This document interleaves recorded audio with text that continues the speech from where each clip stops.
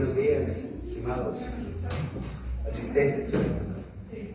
Ha sido muy aleccionador escuchar que hace ya cerca de 6 años la ciudad de Loja tenía una perspectiva. Y efectivamente, con esa carga de valores culturales, sociales, cada ciudad empieza a definir un futuro. Sin embargo, en las actividades del desarrollo real de las cosas y la formulación e implementación de las políticas públicas que llevan a estos sueños, intervienen seres humanos. Y estos seres humanos, en el caso de los actores políticos de la ciudad de Loja, para quienes aquí vivimos, no han pasado a ser dos personas que están cerca de 40 años en la alcaldía de nuestro cantón, y por lo tanto a ellos se les debe tanto los aciertos como los fracasos que invitaba a reflexionar el doctor Pablo. Nosotros como habitantes, al menos los que tenemos casi 50 años, podríamos decir que hemos conocido en realidad solo dos alcaldes. Le decía al doctor Pablo hace rato, yo había pensado que era el doctor Castillo el que se había imaginado este recaudo de la ribera para generar los senderos que ahora los aprovechamos, sobre todo en la época de la pandemia, cuando se revitalizó el uso del espacio público a manera de reconocer que más allá del concreto hay una realidad física que se puede aprovechar. En fin, nosotros en el Laboratorio de Investigación en Políticas Públicas no somos expertos en urbanismo, por eso ofrezco disculpas desde ya por alguna imprecisión. No obstante, en nuestro intento de experimentar metodologías para abordar este tipo de fenómenos sociales en varios entornos, en este caso el tema urbano, es que nos hemos atrevido a observar y a consultar cierta información. Como resultado de esa breve inspección de datos, inclusive algunos se nos ha podido recabar solo de forma visual, hemos encontrado algunos hallazgos que quizá parezcan obvios, pero creo que hay que escribirlos, porque si no, la memoria histórica desaparece. Entonces, con eso de antecedente, compañeros, yo les puedo decir que hemos dividido 4 tipos de implicaciones, tanto las sociales, económicas, culturales y ambientales. Desde un ámbito social, con estudios sociales, es muy difícil encontrar el lindero entre cada una de estas implicaciones, porque para unos lo económico es social y para otros solo lo económico es lo que es recursos escasos. En definitiva, estas imbricaciones que tienen este tipo de palabras nos resultan esquivas a la hora de tomar datos. Y eso implica ya establecer ciertas metodologías que nos permitan avanzar. Entonces, en principio, yo parto de una fotografía que me compartía el Centro de Investigaciones Territoriales, las cuales en principio carecerían de significado. Sin embargo, ahí, a grosso modo, se ve una línea de lo que pudo haber sido una ciudad ordenada y de lo que realmente está sucediendo. Empezaré también diciendo que esta palabra del periurbano es una palabra que, aunque uno lo intenta esquematizar a nuestro acervo, resulta esquiva, pues la mayor parte de quienes lo han estudiado o lo han definido son urbanistas, arquitectos. En el caso argentino, algunos sociólogos van humanizando, por así decir, este tipo de palabras. Y por eso es que el periurbano, más allá de ser una franja que puede ser definida o no definida por límites políticos territoriales que establece la autoridad de turno, deviene siendo un conjunto de personas. Pues al final del día, la ciudad, como decía el doctor Pauta, son personas. Es la idiosincrasia de las personas las que genera estos cambios y estas dinámicas. Y por lo tanto el periurbano se acoge a esa definición de que en el periurbano hay personas más allá de linderos. Sin embargo, esos linderos son los que estábamos buscando y hemos encontrado que hay linderos territoriales, o más bien linderos en el suelo, que invaden tanto lo rural como lo urbano. Y tenemos aquí nomás, cerca de la universidad, a menos de 2 kilómetros, todavía tenemos chacras, tenemos ganadería, tenemos un montón de actividades socioeconómicas relacionadas con la ruralidad. Aquí nomás a menos de 300 metros hay una iglesia donde todavía se veneran ritos religiosos típicos de la ruralidad. No obstante, en la zona de Chinguilanche al norte tenemos esta avanzada, justamente como lo habían previsto ya en la parte, el desarrollo occidental, contrario a esa planificación, el desarrollo de la urbe se hizo en la parte oriental, en la zona de Chinguilanche, donde apenas hay una ladera que tendrá algo más de 1 kilómetro, pero es ahí donde se ha enconado, por así decir, el gran desarrollo con altos niveles de plusvalía. Entonces, no todo lo que se ha previsto obedece a las necesidades e idiosincrasias de quienes la habitamos. Por lo tanto, y siendo breve por el tiempo que me han dicho, se nos va la energía eléctrica a las 12 del día, con esta fotografía la vamos a saltarnos, vamos a ir directo a los resultados. ¿Cuáles son las implicaciones sociales que tenemos? Las implicaciones sociales tenemos, sobre todo, en nuestra metodología hemos aislado para esta exposición 3 cosas. La causalidad urbanística y de infraestructura, la migración y el crecimiento poblacional, que son cosas que podemos observar. Y a partir de eso intentamos explicar estas implicaciones. Entonces, en temas sociales, la urbanización y la infraestructura, sobre todo, lo que ha generado es un abandono de las actividades agrícolas. Y este abandono de las actividades agrícolas hace que el individuo que antes se consideraba agricultor, ese ser agricultor de ahí, ahora pase a ser un sujeto que más tarde veremos empieza a perder identidad. Los comportamientos urbanos que se generan en esos lugares dejan notar que se han perdido los comportamientos rurales. Es decir, en la medida que avanza la mancha urbana, las personas quedan atrapadas en esta lógica de urbanización, ¿no?, de urbanidad, y pierden de alguna manera tanto sus costumbres como sus comportamientos. Si antes estaban acostumbrados a caminar descalzos, ahora usan zapatos. Si antes estaban acostumbrados a tender la ropa frente a la vía, ahora la ocultan detrás de la casa, etc. Cambian los comportamientos con el avance de la urbanidad. Asimismo hay una suerte de gentrificación, decíamos, porque van avanzando las personas o van construyendo las personas que tienen algo de recursos, muchas de ellas de resultados de las remesas de migrantes. Y eso hace que quienes vayan a tener la oportunidad o de obtener recursos propios, de tener riqueza o de recibir remesas, vayan colillándose. Entonces da un efecto de gentrificación. Y la persona inclusive mismo se siente pobre, se autoconsidera pobre más allá del tema económico, por sus costumbres, por sus realidades. En el tema de la migración destacamos, como ustedes van viendo a la derecha, el tema de las familias nucleares, resultantes sobre todo del efecto migración, tanto de la migración interna como la migración externa. Estas familias nucleares son las que empiezan a tener cambios muy significativos, sobre todo porque están lideradas por mujeres. En la siguiente diapositiva explicaré cómo afecta este tema de las familias nucleares en el tema social. En el tema del crecimiento poblacional, vemos que de alguna manera las actividades económicas que se insertan a raíz de esta nueva demanda, grupos de más habitantes, hacen que los ciudadanos que entonces habitaban esta zona periurbana empiecen a cambiar sus costumbres de mano de obra, es decir, de lo que antes eran agricultores o ganaderos o tenían sus huertos, empiezan a convertirse en abastecedores de gasolinera, despachadores de micromercados, empiezan a cambiar sus actividades.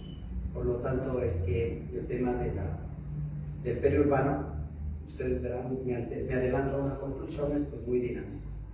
El uso del suelo en el periurbano, a diferencia de lo urbano y lo rural, es dinámico.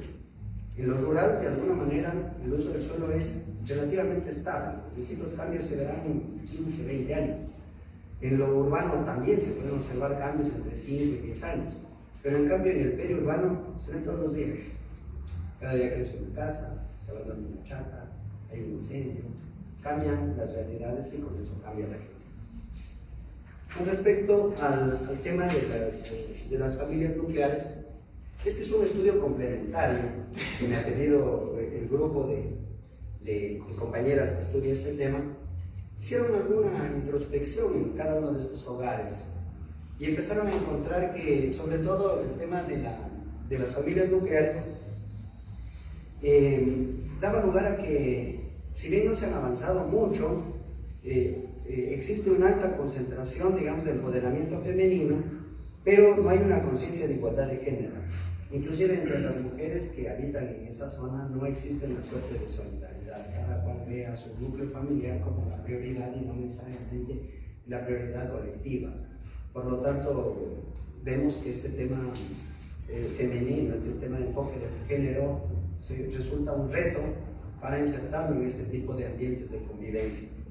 Otra situación que vemos es de que las mujeres que están ahí, apenas algo más del 30% no tienen conciencia de su autoeconomía. Es decir, ellas viven bajo el efecto de que tienen que trabajar, no manejan la economía, aún que administren una remesa o no. Algo más del 30% realmente reconocen que son actores económicos en la zona. También la mitad de las mujeres que habitan en la zona del periurbano, todavía no sabemos explicar cuáles serían las razones, pero todavía consienten que haya una suerte de abuso. Es decir, ellas son permisivas con el hostigamiento, no denuncian, no demandan, se mantienen, por así decir, sumisas ante una cultura machista que todavía prevalece en esa zona. Y con respecto al tema de la autoeficacia, la mujer que habita en estos lugares, si bien no es toda, normal o mayormente, como veríamos por acá, toda esta escena de autoeficacia, sabemos que todo lo azul está mejorando, pero si sumamos lo gris y lo naranja es más que lo azul. Y eso nos dice que la mujer todavía no asume retos, no lidera ni organiza personas, incluye en su economía, no se atreve a comenzar por cuenta propia. Y esto es un evento que en la parte urbana es un poco diferente. En la parte urbana hay mucho emprendimiento, las mujeres están empoderadas, las mujeres empresarias, presidentas de cámara de comercio, profesionales, etc. Y en lo rural, y bueno, al menos la ruralidad que tenemos en la zona, podría decir que todavía coexiste el tema parecido al periurbano. En las implicaciones económicas resaltamos asimismo en las tres categorías teleológicas de causalidad que la urbanización y la infraestructura lo que ha hecho es de que se cambie el uso del suelo.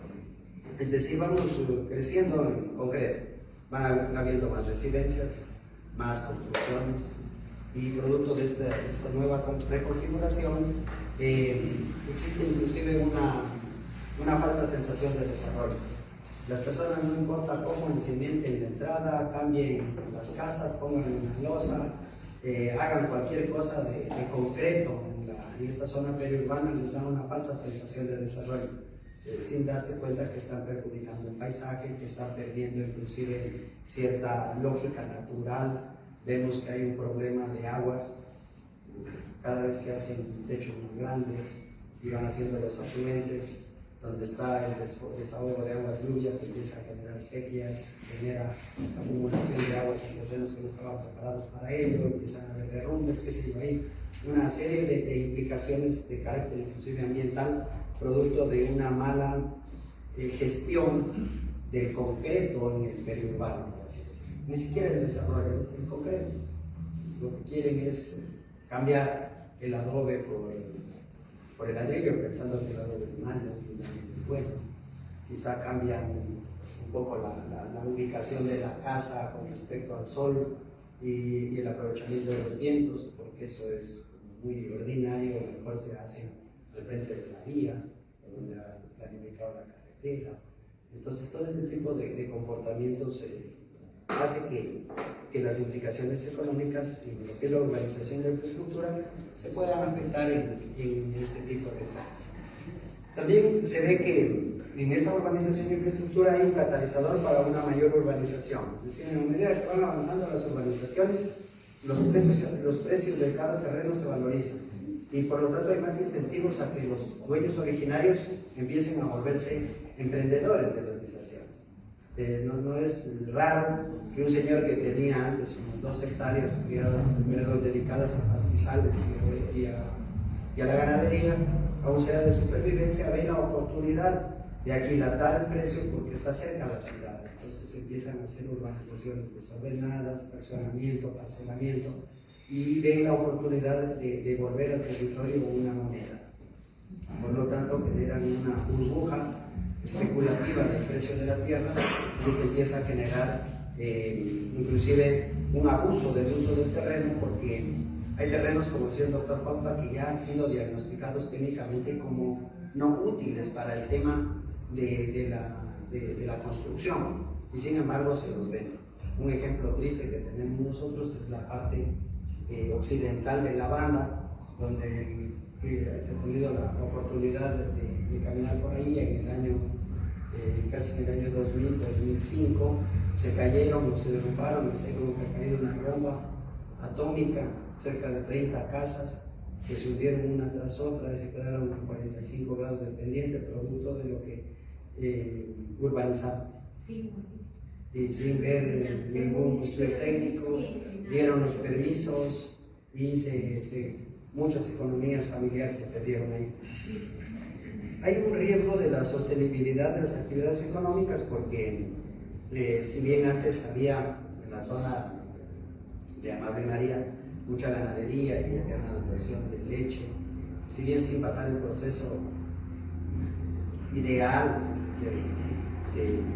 de la cadena del frío, aún era vendida por la zona, pero inclusive ese tipo de economías de subsistencia ya no existen. Salvo ese señor que camina por ahí con unos 4 chivos vendiendo leche de chiva en las ferias libres, no habría ya una venta de leche como antes había. Y no digo que sea bueno o malo, solo vemos que eso es un cambio y hace que estas economías de subsistencia que existían allá, o inclusive economías en franca prosperidad, pudieran haberse frenado. Ya había hablado de cambios drásticos del valor en el terreno como una implicación económica del periurbano. En las implicaciones culturales, voy directo a las conclusiones, nos hacen ver que hay una afectación a ciertas identidades comunitarias, porque las costumbres han cambiado. Estas costumbres, como ustedes pueden ver en la diapositiva, tienen que ver con un modus vivendi. De lo que antes las personas podían llegar caminando a su casa, ahora necesitan llegar al bus, y para llegar al bus necesitan dotarse de una tarjeta magnética, y esto implica alfabetizarse quizá digitalmente. La llegada del celular, de los QR para los pagos y todo eso empieza a cambiar su cultura. Inclusive se empiezan a ambientar nuevos modismos, aún persisten algunas personas con la guaita, por ver o observar, utilizan quichuas, palabras quichua, aunque no sean necesariamente indígenas, pero quienes las hablan. Pero esas costumbres se pierden y tenemos como que hablan 3 idiomas, ¿no? Una guaita, un español y cosas como full, anglicismos que utilizan ya en su dialecto, hacen pensar de que básicamente ya no sabemos de qué hablamos. Y si bien eso puede ser transferido tanto a lo urbano como a lo rural, es notorio justamente en el periurbano, porque por el efecto migración, inclusive tienen acentos españoles, latinoamericanos, o palabras, dependiendo de cómo hablan o interactúan con sus migrantes.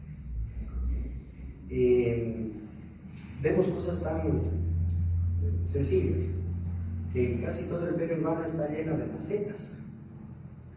En la casa, inclusive de madera que anda por ahí, hay macetas. Teniendo un jardín natural, tienen macetas de plástico. ¿Por qué? Porque eso es el falso desarrollo. O sea, la misma plantita que tenía acá, la vuelven una maceta de color naranja. ¿Por qué? Porque nos da una sensación de desarrollo. ¿Sí? Empezamos a ver que aún habiendo espacio, las personas están, supongo por el internet, que se puede cultivar hidropónicamente con botellas reciclables y cosas por el estilo. A su manera, están dejando que el terreno fértil está ahí, no sea utilizado porque están en la novedad. Entonces, ahí cambian las culturas, inclusive de la producción agrícola. Vemos también que hay nuevas actividades recreativas, ¿no? Las canchas de césped que han empezado a ir por allá. Nuevo tipo de infraestructura deportiva, estos gimnasios que ponen el municipio en esas zonas, hacen que se desarrollen o se olviden anteriores actividades deportivas que culturalmente se respetan. Inclusive temas como el bowling y empiezan a desaparecer porque se han vuelto una moneda también. Ahora que tenía una cancha de bowling o una cancha de bowling pública, empieza a poner herramientas, necesita monetizar. Entonces, ese tipo de cosas hace que los desafíos culturales que tenemos sean mayores. Ahora que por la zona de, bueno, creo que todos somos lojanos y los que no lo son conocen mejor que nosotros la olla. En la zona de Boca, en la zona de Santa Cruz, pues bajando del estado, la olla occidental, existe una gran cantidad de afluencia de venezolanos extranjeros, convertido en una zona de alta peligrosidad, inclusive para los buses. Y no es porque sean venezolanos, sino porque simplemente es tierra de nadie. Entonces, es porque ahí cada migrante que llega empieza a buscar su recaudo, empieza por ahí, luego se refugia ahí, y empezamos a ver que tanto migrantes locales como extranjeros empiezan a reacondicionar las costumbres. Y esos temas de la convivencia cultural cambia por el efecto migratorio de otras culturas. Inclusive ahora ya no se sabe si el joven que camina por ahí con una mochila es lojano o es extranjero. Si se paran en un semáforo, hay personas que, mismos jóvenes que se camuflan como una especie de migrantes, se ponen a pedir monedas porque están camufladas de una forma que se han logrado aculturizar por conveniencia. Entonces tenemos muchas cosas que visualmente se pueden verificar desde el tema cultural. En el tema ambiental, asimismo vemos en esas tres categorías que es pues, natural que se ha cambiado ya la biodiversidad, que hay un desequilibrio ecológico, que van perdiéndose las plantas. Inclusive acá aprovecho para decir que nuestra universidad siempre ha estado preocupada de que en los procesos de reforestación se pongan las plantas originarias y no los eucaliptos y ciprés que se trajeron en su momento por el efecto ecológico que había de secar mucho la tierra, de extraer demasiada agua del terreno, etc. Sin embargo, a pesar de esos intentos, es preferible tener una planta que no tener nada. Y ni esas ahora quedan, ni las originarias, ni las importadas. Y por lo tanto vemos que el paisaje se va transformando. Y ese paisaje se va transformando a veces en mejor y a veces en peor. ¿Por qué? Porque producto del paisaje también se desarrollan actividades económicas como el turismo. Entonces se modifica el paisaje para generar aspectos de economía turística, lo cual podría ser bueno. Pero también vemos, por ejemplo, cómo se han contaminado algunas sequías, algunos afluentes de agua, producto justamente de que los turistas, así como decía, en los parques de Cuenca podrían llegar antes que aprovechar a afectar. Y por lo tanto, si no hay una correcta canalización de aguas servidas hacia los afluentes naturales, va a haber una suerte de contaminación por el mismo hecho de la población nueva y de la población flotante. Entonces, esta falta de servicios básicos que no está prevista en el periurbano, obviamente por el costo que implica, porque no podemos hacer una red, vamos a decir a corto plazo, al menos debería regularse por efectos de una ordenanza que permita volver a tratamientos in situ de las aguas servidas. Así, de manera de conclusión, yo podría decir que básicamente una que les había adelantado, el tema de que el periurbano se vuelve un espacio de estudio novedoso porque nos obliga a articular tanto la perspectiva urbana como la rural, tratar de mezclarla de manera temporal. Solo tiempo, de hecho, lo que hoy pensamos que es periurbano, en algunos 10, 15 años quizá ya sea solo urbano. Y esa franja solo se irá corriendo. Por lo tanto, es una fotografía muy momentánea, vamos a decir, va a desaparecer. Otra conclusión es de que la expansión urbana nos obliga a nosotros a articular. Sé que políticamente algunas personas podrían tener diferencias entre que la prefectura actúe o no, pero como ciudadanos ya no importa la autoridad, pero es necesario, por la competencia ecológica que tienen las prefecturas, que regulen el tema ambiental y que los municipios también adecúen sus políticas para que entre ciudadanos, municipios, inclusive las riberas de las juntas parroquiales rurales que también colindan con el tema periurbano, deban a interactuar. Ahora hemos visto con el fenómeno de estos incendios provocados o no, cómo solo recuperar este concepto de la minca podría ayudar a resolverlo, porque no necesitábamos necesariamente que se salga a tomar contra la autoridad ni que deje constancia de dónde se movilizó el recurso. La solución en un caso de un incendio literal obliga a actuar. Ahora, si todas las problemáticas del periurbano las hacemos una sinonimia con el tema de que es un incendio, entonces todos deberían actuar en la misma magnitud y con la misma urgencia. Sin embargo, son invisibilizados. Son justamente invisibilizados quizá por un tema de recursos. En la medida de que eso no sea mi competencia, menos recursos, menos planificación, menos problema.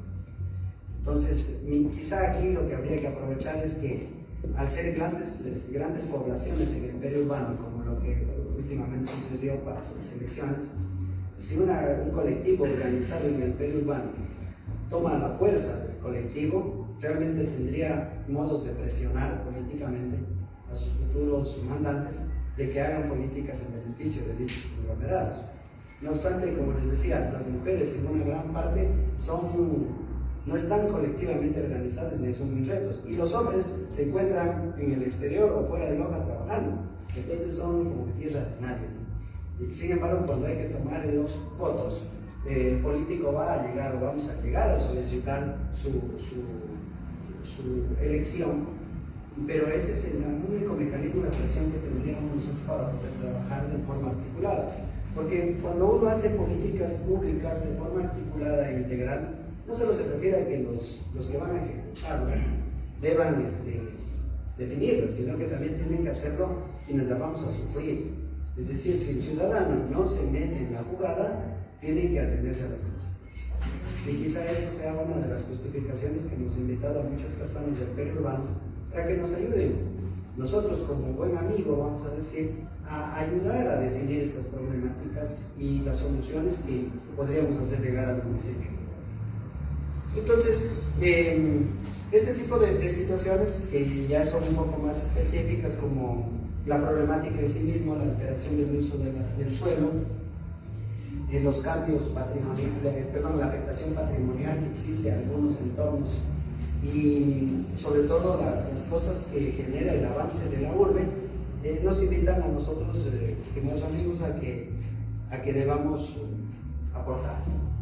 No hay de otra que aportar, y quizá ese es el reto que tenemos las universidades.